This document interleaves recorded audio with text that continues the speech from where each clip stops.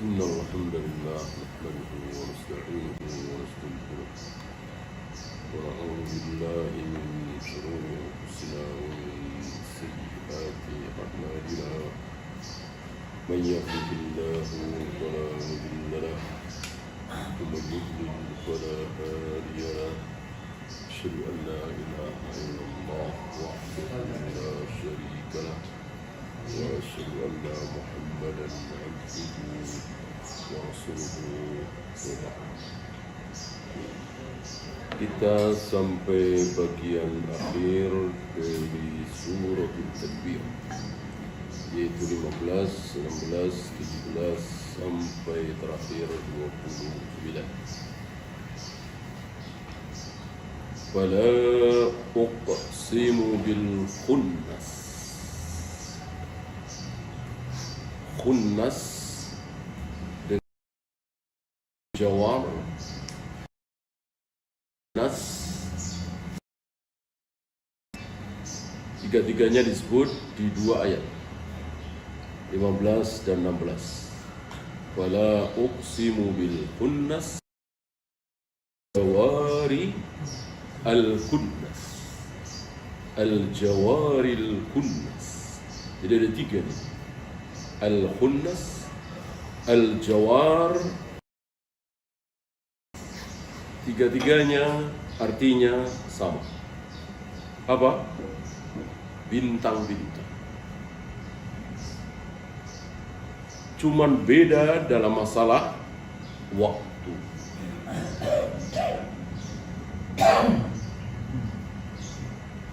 Ketika bintang-bintang itu berarti habis maghrib ya. Itu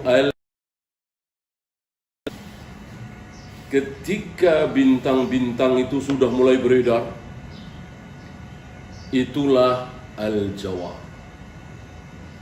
Ketika bintang-bintang itu sudah mulai tidak nampak lagi, berarti habis subuh.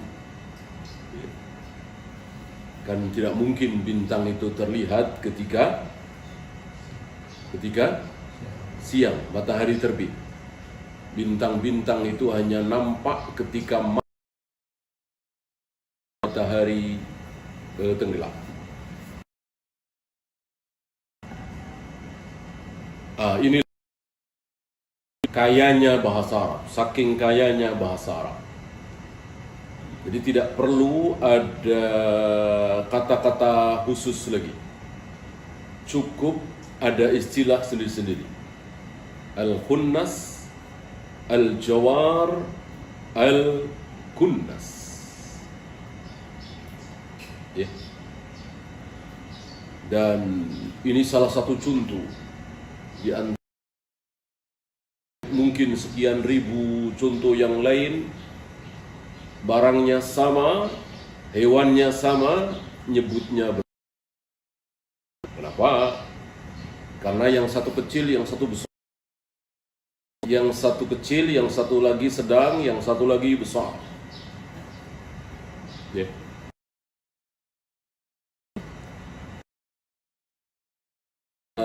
Dua tahun lebih, kambing saja.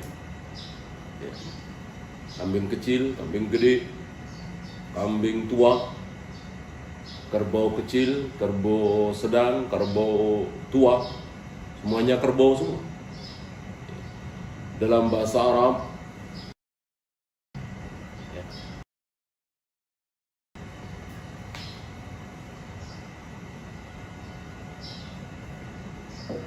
Bahkan dengan bahasa Jawa aja kalah bahasa Indonesia. Ya. Bahasa Jawa ada kebu, ya, ada pedet, ya, B. Bahasa Indonesianya kambing aja, sapi aja, kerbau saja. Miskin bahasa Indonesia.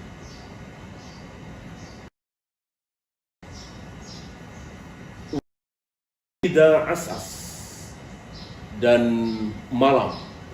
Ini kan suasana jagat raya alam semesta ini disebutkan di ayat ini. Dari mulai bintang-bintang mulai nampak, bintang-bintang sudah dan bintang-bintang kembali nampak, kemudian malam nampak, malam bersembunyi, kemudian fajar disebutkan subuh. Subuh dengan fajar sama. Maka sholat subuh adalah sholat fajar. Sholat fajar adalah sholat subuh. Berarti sholat sunat fajar adalah qobliyah subuh. Sebagian saudara-saudara kita salah paham, dikiranya ada sholat sunat sebelum fajar terbit. Itulah sholat sunat fajar. Ini keliru besar. Sholat sunat fajar yang khairum minad dunya wa ma fiha itu lebih baik dari dunia seisinya, itu qobliyah subuh. Sholat sunat fajar, rak'atani qabla al-fajr, khairum minad dunya wa ma fiha. Bukan sholat sebelum fajar. Tidak ada sholat sebelum fajar. Kecuali tidak ada sholat sebelum fajar. Kecuali qiyamul lail, tahajud plus witir, sholat malam. Ya. Maka detik-detik sebelum fajar terbit, detik-detik menjelang adzan subuh, bolehkah qiyamul lail? Ya boleh. Boleh. Ya. Itu masih dalam waktu sepertiga malam yang akhir. Waktu di mana Allah turun ke langit dunia. Bolehkah sholat malam? Boleh, memang masih malam. Ya. Jadi malam selesai, siang datang. Siang selesai, malam datang. Itu menurut kaidah syar'i. Ya.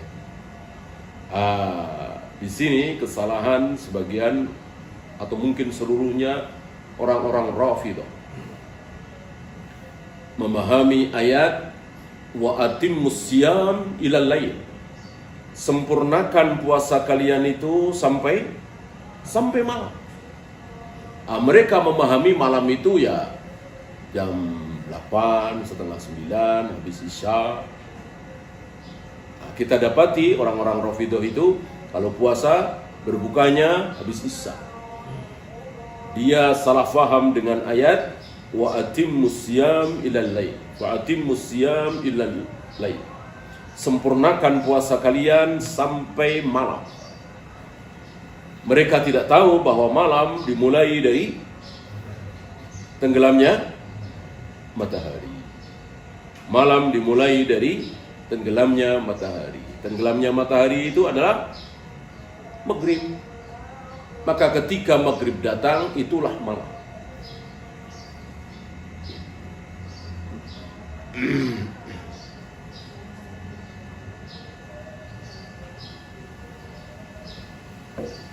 Bagaimana sore istilah kita? Ya sebelum maghrib. Akhir dari siang. Akhir dari siang itulah sore. Jadi sore bil guduwi wal asal itu masuk dalam kategori siang. Ketika matahari terbit, ketika maghrib tiba, sudah disebut malam dan sudah berganti hari. Sudah berganti hari. Seperti sekarang masih hari Senin. Bentar lagi matahari tenggelam. Itu sudah bukan Senin lagi. Sudah hari Selasa. Maka penyebutan malam Selasa lebih tepat daripada Senin malam. Kita sering menyebut Senin malam, Ahad malam, Sabtu malam. Yang tepat sudah bukan Sabtu lagi, sudah bukan Senin lagi, sudah bukan Ahad lagi, tapi sudah masuk hari berikutnya. Nah, sekali lagi pergantian hari dalam Islam betul-betul sesuai dengan alam. Alam yang diciptakan oleh Allah, yaitu matahari tenggelam. Nah, beda dengan pergantian hari menurut kesepakatan internasional. Jam 12 malam, ini kan rekayasa. Ada apa jam 12 malam? Nggak ada apa-apanya. Ya. Kalau maghrib kan jelas, matahari tenggelam. Tadi matahari masih terlihat sedikit. Sekarang matahari sudah tidak terlihat, tenggelam. Itulah bergantinya hari. Jelas kan? Kalau jam 12 malam tidak jelas. Ada apa jam 12 malam? Nggak ada apa-apanya. Ya kan?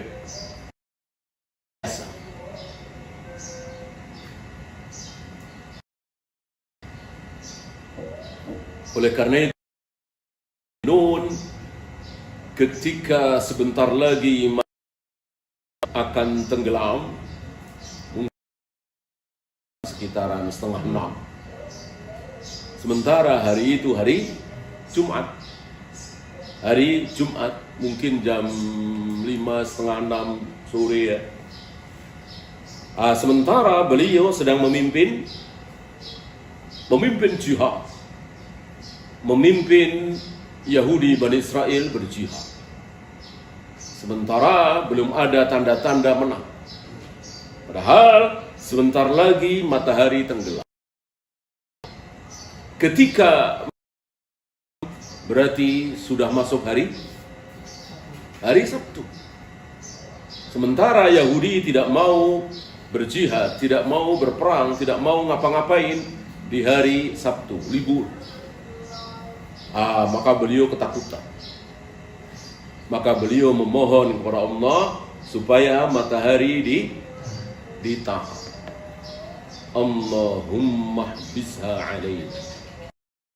Allah, tahanlah matahari agar kami berkesempatan untuk memenangkan jihad ini. Maka ditahanlah matahari itu oleh Allah. Entah berapa jam, berapa hari, hanya Allah yang tahu. Memberikan kesempatan kepada Yahudi Bani Israel yang dipimpin oleh Nabi Yusha bin Nun untuk berjihad mengalahkan orang-orang kufar. Dan akhirnya Allah memberikan kemenangan. Ini kisah sahih, satu-satunya manusia yang memohon kepada Allah supaya matahari. Tapi kisah ini dhaif. Bahkan maudhu bikinan orang-orang Syiah Rafidah. Ini sekaligus dalil bahwa matahari itu betul-betul berjalan. Matahari betul-betul berjalan dari timur terus ke arah barat, dan begitulah setiap hari. Tidak seperti teori sebagian ilmuwan yang mengatakan sebetulnya matahari itu diam. Kenapa terlihat berjalan dari timur ke barat? Karena bumi kita berputar dari arah barat ke timur. Persis seperti ketika kita naik kendaraan kereta dengan begitu cepatnya dari timur ke barat, maka gedung-gedung, rumah-rumah, pohon-pohon di kiri kanan kita seolah berjalan ke barat. Ini teori mereka. Kalau teori ini benar, berarti Allah membiarkan seorang nabi berdoa dengan doa yang salah. Ya Allah, tahanlah matahari untuk kami. Ini jelas permohonan yang salah, doa yang salah. Kalau teori para ilmuwan itu benar, bahwa matahari itu diam, mestinya Nabi Yusha bin Nun mengatakan, ya Allah, tahanlah bumi ini supaya tidak berputar dulu. Ya, mustahil Allah membiarkan nabinya salah. Berarti nabinya tidak maksum dong. Tidak ada nabi yang dibiarkan berbuat salah, mengucapkan ucapan yang salah. Maka ucapan Nabi Yusha bin Nun tersebut benar, bahwa beliau memohon kepada Allah supaya matahari ditahan sebentar, jangan berjalan, agar memberikan kesempatan kepada mereka.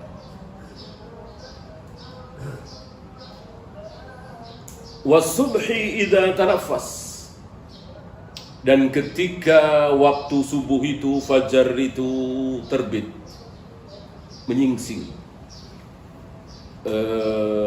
karena fajar ini tidak ada bendanya ya, tidak seperti matahari.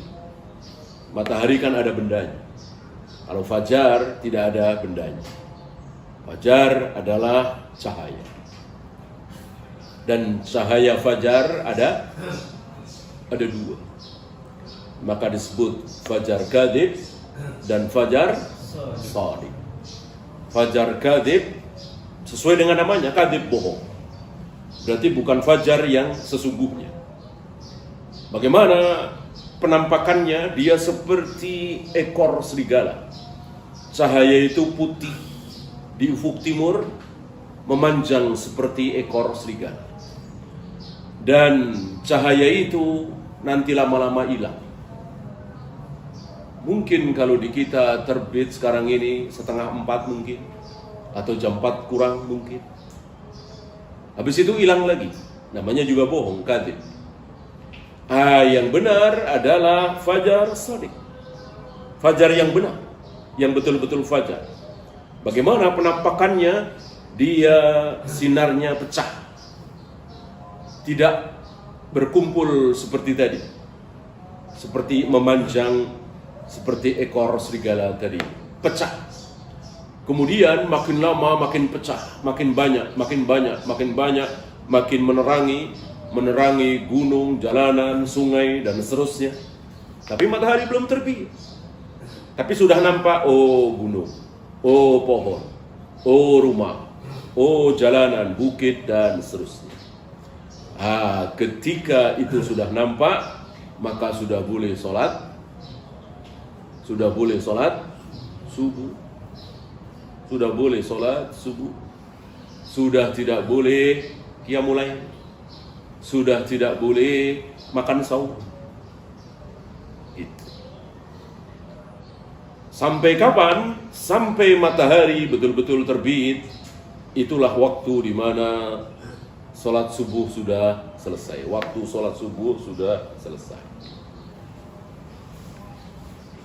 Tidak sah jika sengaja sholat subuh di waktu-waktu seperti itu.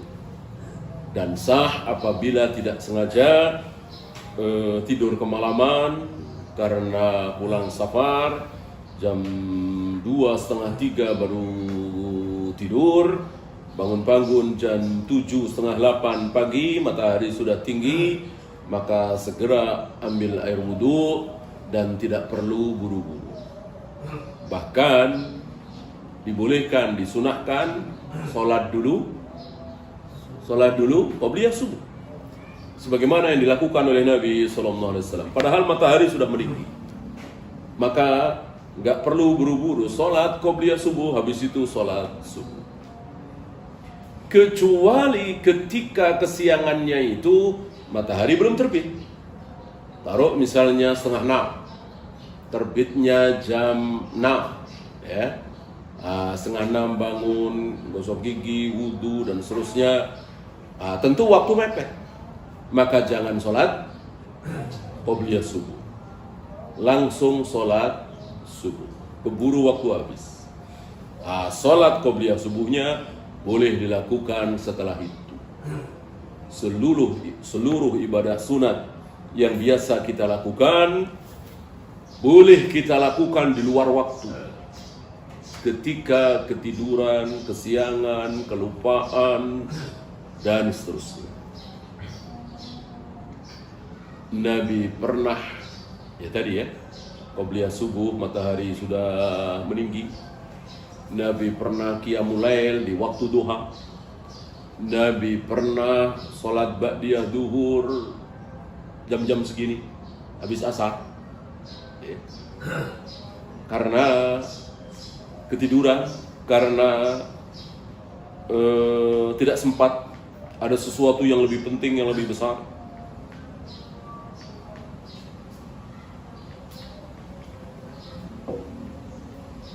Innahu laqawlu rasulin karim. Sungguh dia, nanti kita cari tahu ya, dianya siapa, dianya apa.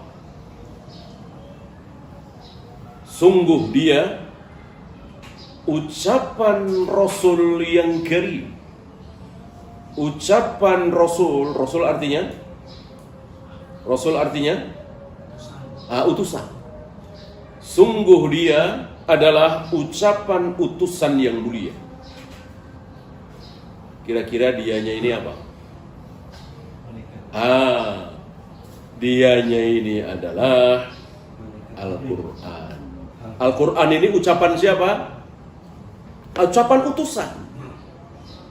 Utusan ada dua. Utusan dari jenis manusia. Siapa? Rasulullah Muhammad SAW.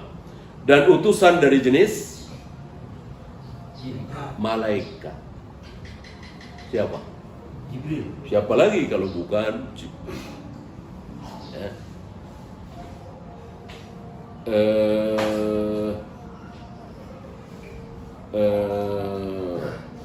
Orang-orang ingkar sunnah, salah faham, atau mungkin pura-pura nggak faham dengan ayat ini. Rasul di sini dikatakan, difahami sebagai Nabi Muhammad SAW. Ini keliru besar. Rasul di sini Jibril. Sungguh Al-Quran ini ucapan Jibril. Maksudnya Jibril menyampaikan ucapan Allah kepada Rasulullah, bukan karangan Nabi Muhammad SAW. Itu maksudnya. Ya. Nah, orang inkarus sunnah atau orang-orang yang sama sesatnya dengan mereka mengatakan Rasul di sini Nabi Muhammad SAW.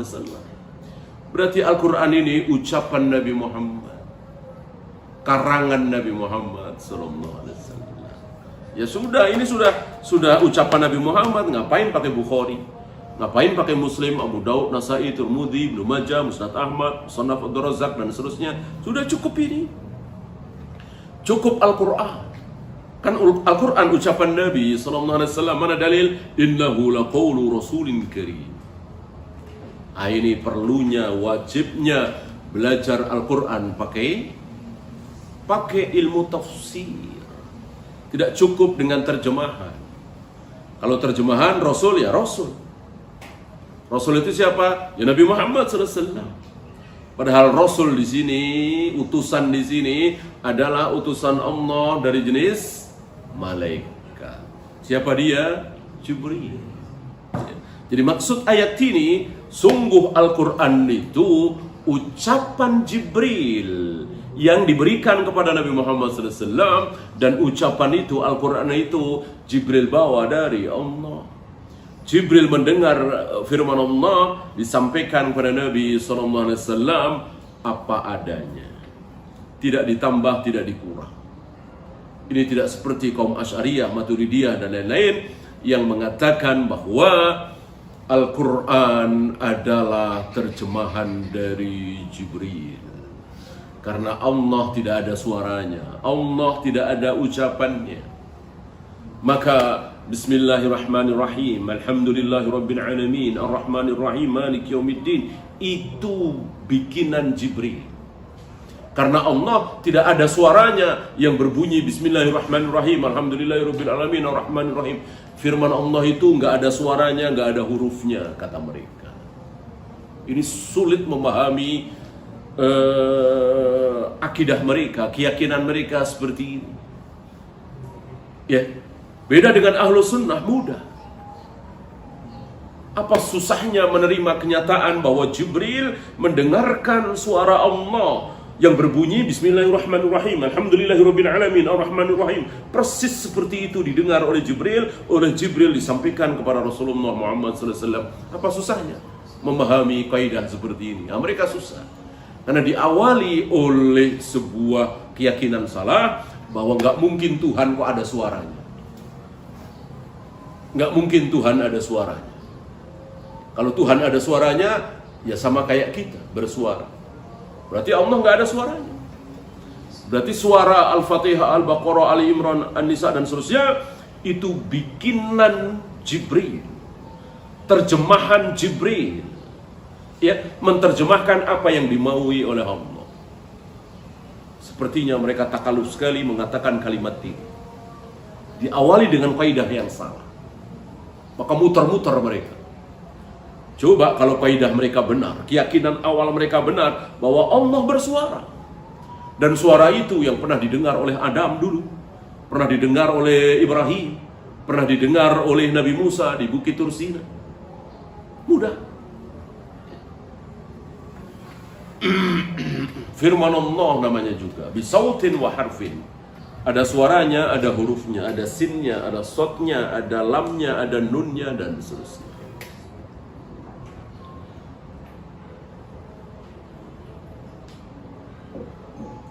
Dhi quwwatin 'inda dzil 'arsy maki, yang mempunyai kekuatan luar biasa, kekuatan Jibril. 'Inda dzil 'arsy, di sisi sang pemilik arsy. Siapa? Sang pemilik arsy siapa? Siapa lagi kalau bukan Allah? Di sisi Allah, mempunyai kekuatan dan maki yang kokoh, yang kuat. Di sisi Allah, paling besar, paling mulia, paling bertakwa, paling berilmu, Jibril. Muta'in sama amin. Muta' isim maf'ul dari ata'a yuti'u, isim fa'ilnya muti'. Ini isim maf'ulnya muta'.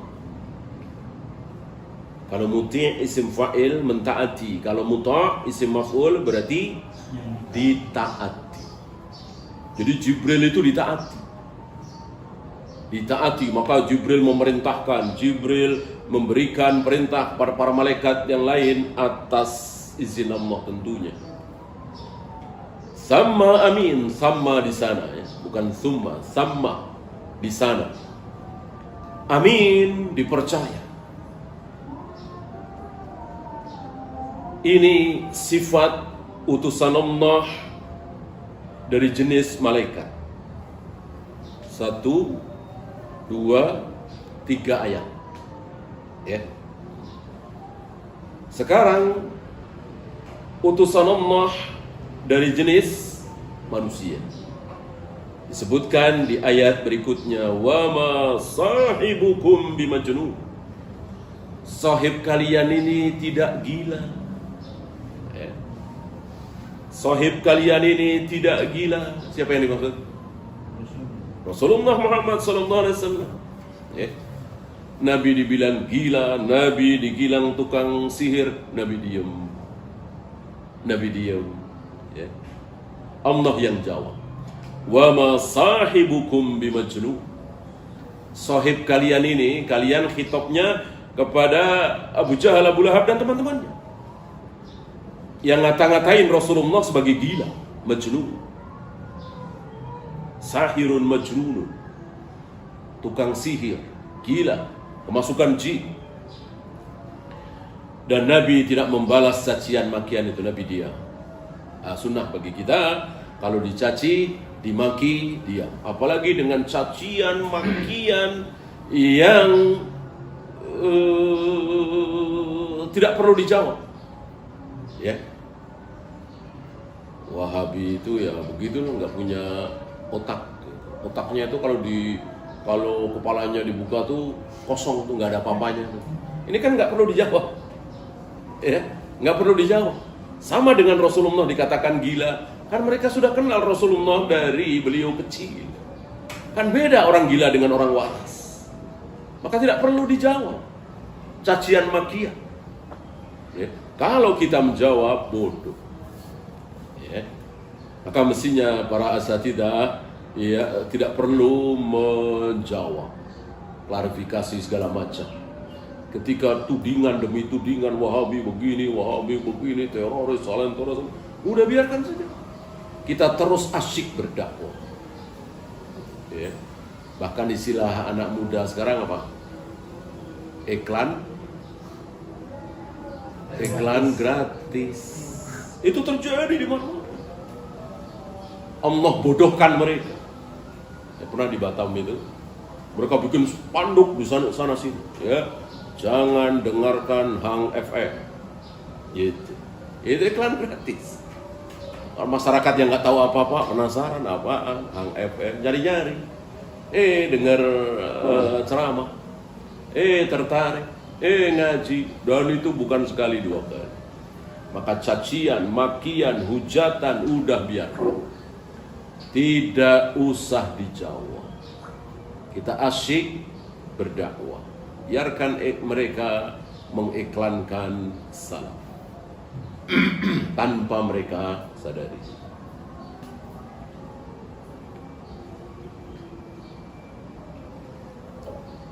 Walaqad ra'ahu bil ufuqil mubin. Dan sungguh dia telah melihat dia di ufuk yang nyata. Dia pertama siapa, dia kedua siapa. Inilah bahasa Arab sebagaimana yang sering kita bahas. Jadi harus mikir. Untuk memahami Al-Quran, Sunnah, bahasa Arab harus mikir. Kalau bahasa Indonesia kan nggak ada kata-kata seperti ini ya. Pasti diganti. Yang melihat siapa, yang dilihat siapa. Ya. Dalam bahasa Arab begitu. Sungguh dia telah melihat dia di ufuk yang nyata. Siapa yang melihat?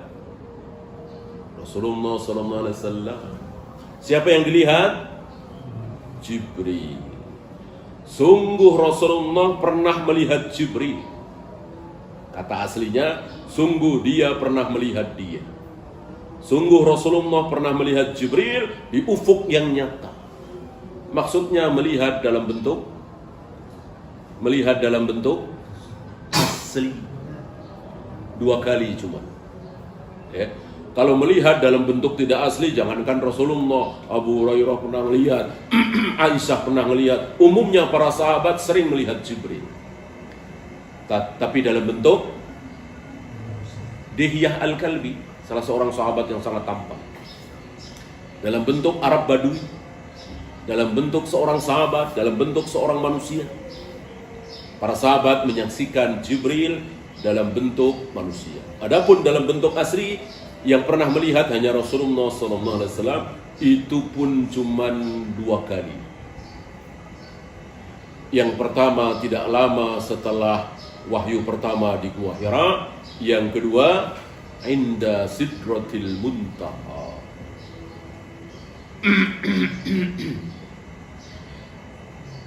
Wa ma huwa 'alal ghaibi bidonin. Dan dia tidak donin terhadap ilmu-ilmu gaib. Donin bisa dibaca donin, bisa dibaca zonin, bisa dot, bisa zo. Artinya semakna, yaitu bakhil atau mengetahui. Jadi Rasulullah itu tidak bakhil menerangkan yang gaib. Kalau memang beliau tahu bahwa surga begini-begini, neraka begini-begini, Allah begini-begini, kan gaib semua tuh, tentu beliau sampaikan. Tidak bakhil. Ya. Atau arti kedua, beliau tidak tahu hal yang gaib, kecuali diberitahu oleh Allah. Kalau Allah tidak memberitahu, maka beliau tidak tahu, walaupun setengah meter di belakang beliau. Setengah meter atau 1 meter di belakang beliau ada siapa, beliau tidak tahu. Ya, karena tidak diberitahu oleh Allah. Sementara ribuan tahun yang akan datang, beliau tahu. Beliau tahu bahwa akan ada penggembala kambing yang tidak pakai baju, yang tidak pakai sendal, hanya pakai celana pendek, tapi yatatawaluna fil bunyan. Rumahnya megah, bangunan rumahnya megah. Ini kan terjadi ribuan tahun setelah Nabi SAW. Beliau tahu. Kenapa? Karena diberitahu oleh Allah. Kalau yang tidak diberitahu oleh Allah, setengah jam yang akan datang beliau tidak tahu. Setengah jam sebelum beliau terjungkal bersama istri beliau Sofia, karena naik unta yang ngamuk binal, beliau tidak tahu. Kalau tahu tentu beliau tidak akan naik unta itu. Ya. Padahal cuma setengah jam kira-kira. Beliau tidak tahu.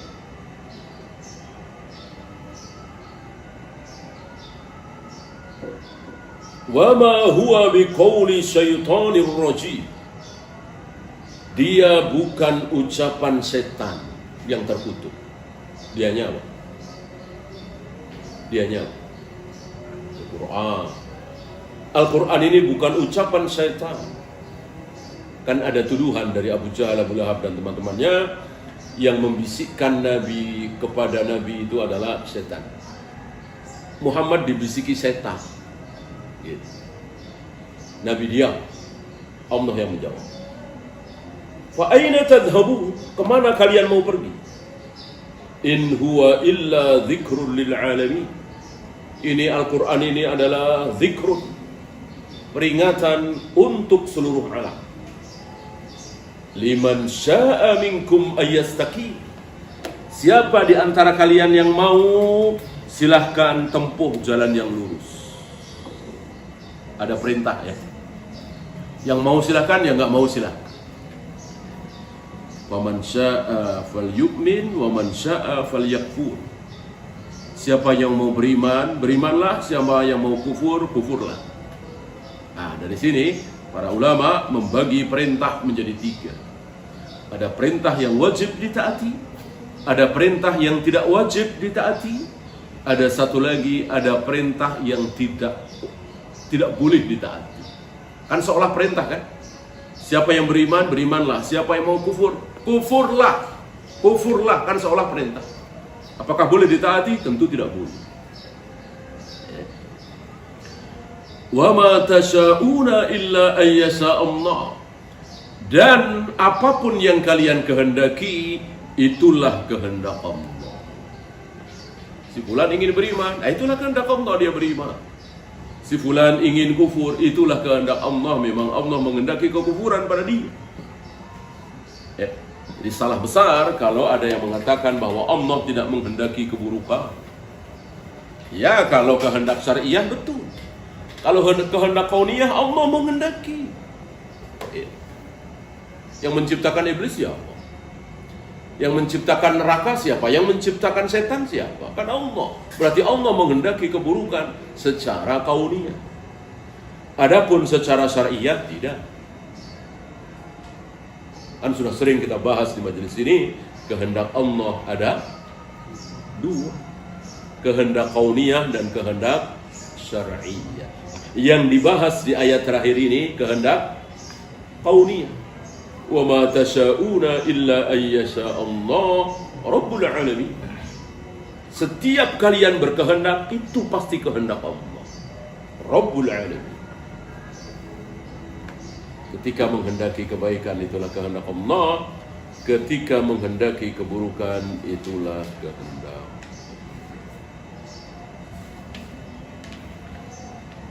Iya, sepertinya beliau tidak membawakan riwayat hadis di tafsir ayat-ayat ini.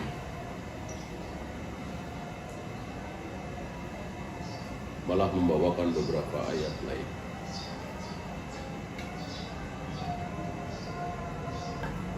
Iya, itu saja. Ada pertanyaan? Silakan.